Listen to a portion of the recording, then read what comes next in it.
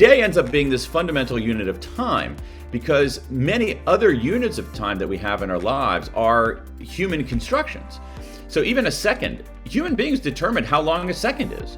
We could have declared that a second is longer, but a day we don't have any control over. So it turns out that looking at this vast array of research across many, many disciplines, that time of day, exactly as you say, has a huge effect on our brain power and our performance at work. But we're not acting on it. Our brain power, our cognitive abilities, do not remain constant over the course of a day. They change. If we know that, we can actually make better, smarter decisions about when to do things. The problem is that we're not doing that. When it comes to day-to-day timing at an individual level, at an organizational level, we go by intuition, we go by guesswork, we go by default settings, and that is leaving a lot of capacity on the table. One last point, which is the time of day explains 20% of the variance in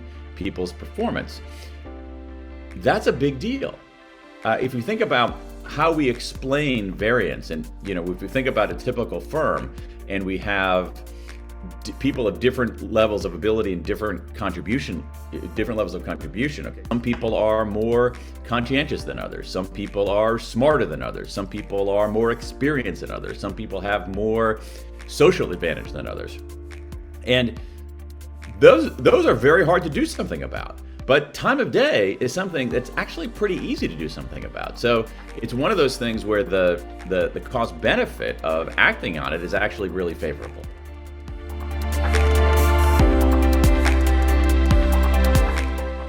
In some ways, it's happening more organically. And then the pandemic, in a really curious way, has accelerated this a little bit because more white-collar workers are working at home. So if you are working in an office and you're not at your desk at 9:30, you might fear if the boss walks around and you're not at your desk at 9:30 that your boss will think that you're shirking. Now, if you don't have a 9:30 Zoom meeting and you're just in your home office, you can take a break. You can configure your work life so that it's a little bit better. So my hunch is that it's going to happen. It'll happen more one by one as people move to more remote work. The real way is actually by example rather than by explicit policy. So what I would like to see are bosses saying, you know what, I'm not having any meetings between 9 a.m. and 11 a.m. because that's when I have to do my heads down work, because that's my optimal time for doing my analytic work. We're going to schedule this brainstorming session for 4:30 in the afternoon rather than 9 in the morning because people, I think, are going to be a little bit more mentally loose at 4:30 in the afternoon, and it can be a more effective brainstorming session. If bosses model this, I think that's really the force that will propel this forward.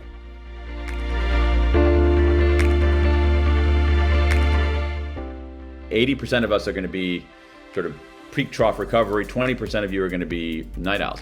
So let's say that you're in the 80% majority and you want to do your analytic work during the morning. Start in that very small way to block out a period for your heads down analytic work in the morning. I'm a big believer in scheduling. If you leave it to people's own devices, they're going to not do it.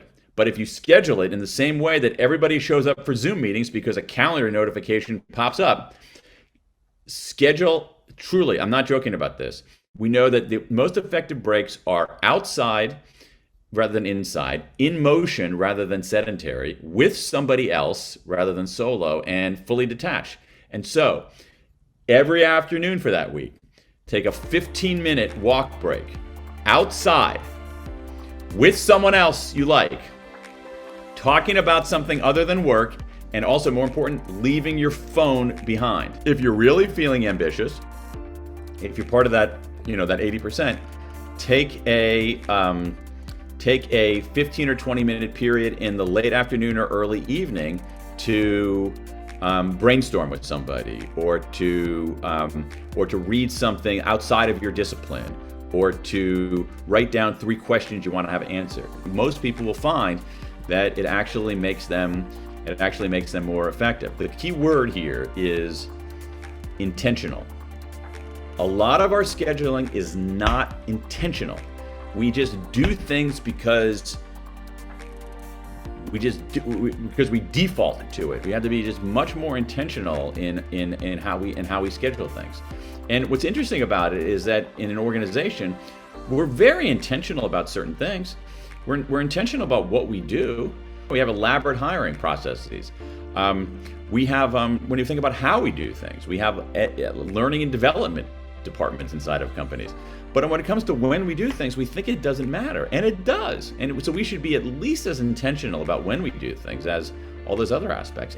You can get big gains for little costs by being intentional about this. This is not the kind of thing where you have to say, oh, we need to radically realign every company. We need to have a 1-year training program. No, we just need to be smarter and more intentional about when we do things, and you'll see gains very, very quickly.